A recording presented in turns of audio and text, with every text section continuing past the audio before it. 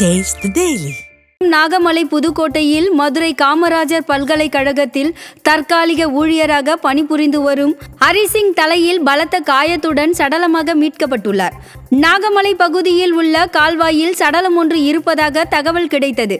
இதையடுத்து அங்கு சென்ற போலீசார் சடலமாக கிடந்த ஹரிசிங்கின் உடலை மீட்டு பிரேத பரிசோதனைக்கு அனுப்பி வைத்தனர். ஹரிசிங்கின் தலையில் காயம் இருந்ததால் அவர் கொலை செய்யப்பட்டாரா அல்லது தவறி விழுந்தாரா என விசாரணை நடைபெற்று வருகிறது.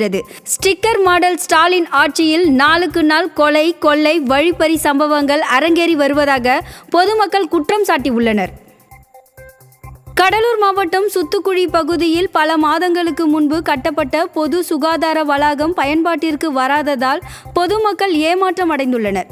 நிர்வாக திறனற்ற ஸ்டாலின் அரசு போர்வெல் வசதியின்றி, தண்ணீர் வசதியின்றி பொது சுகாதார வளாகத்தை கட்டி முடித்திருக்கிறது.